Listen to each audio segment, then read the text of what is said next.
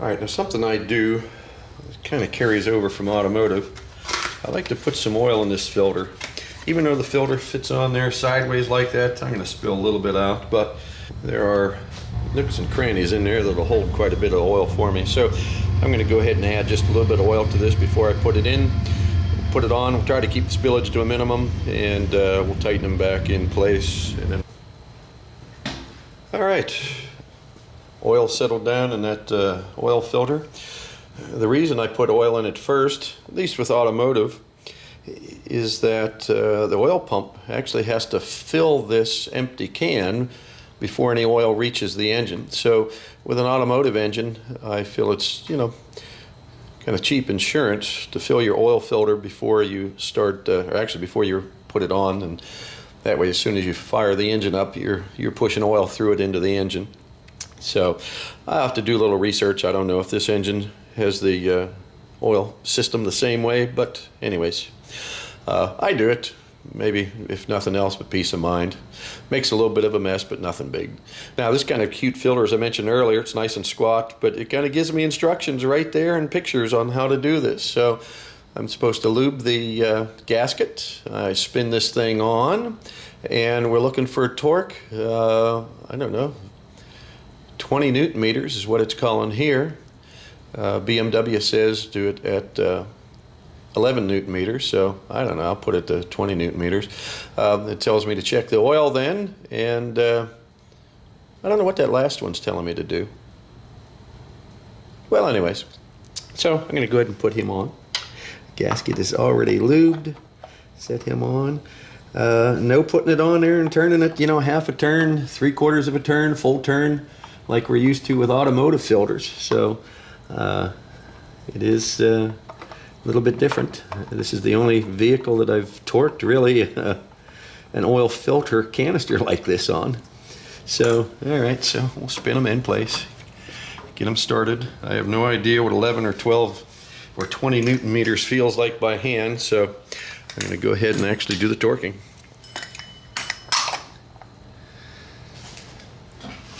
Alright, I'm going to go, like I said, I'll just do 20 Newton meters. I feel better a little bit tighter and a little bit looser, so let's see, 20 Newton meters, there we go.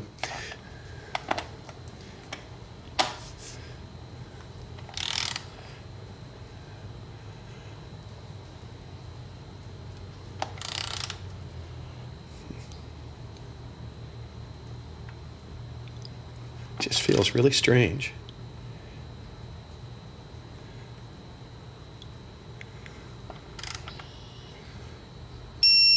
All right, here's a 20. Okay.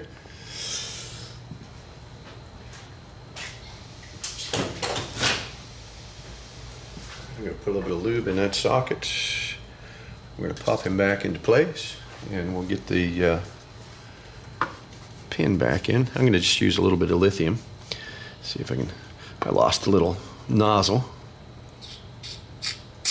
There we go. I get plenty in there.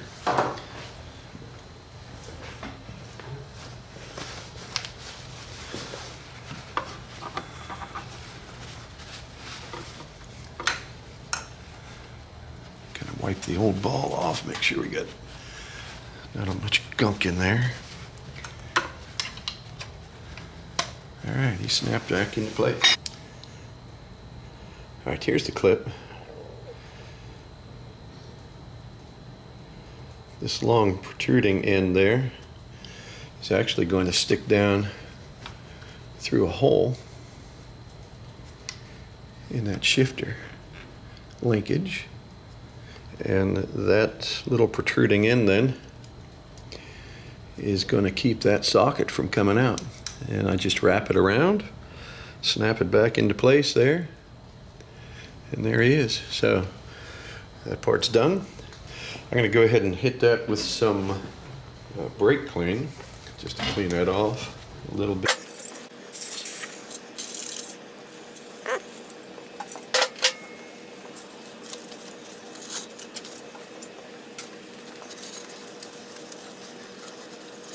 All right, I'm going to need to put this guy back up in there, so I'm going to use this long extension that I have, this 5mm tool.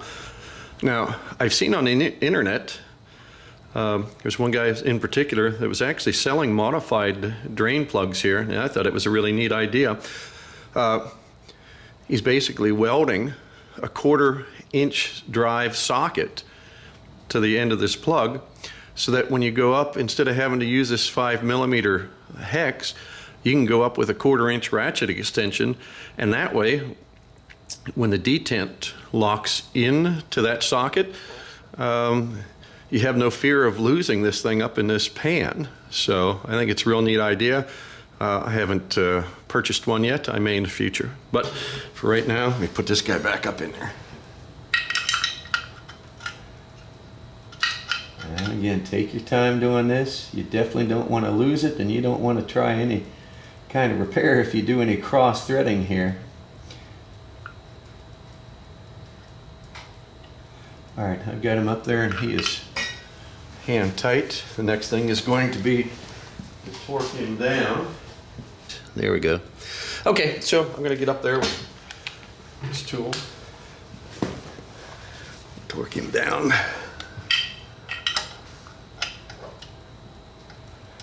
Now this, you want to keep them as square as possible because you definitely don't want to round the hex off here. All right, I'm going to just check them one more time. All right, and again, I think that torque is critical since it is a kind of a taper. Also, you don't want to have that too loose in there. Hate to have that thing drop out of there. I have no idea what happens if that plug comes out and you lose containment of the oil in that particular sump. So I don't want to find out either. So I'm going to make sure that I torque them. Okay, here's the drain plug, the external one. I'm going to put the crush washer on it. He's going to go up, and I'm going to torque him then to 12 Newton meters. I'm going to put him up in there with the 8mm hex drive that I've got.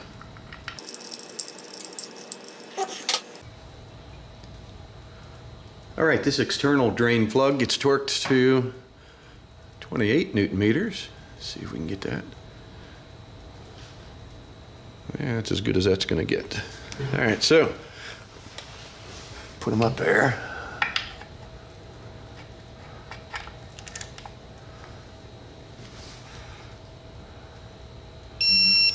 All right, and that's it for that part.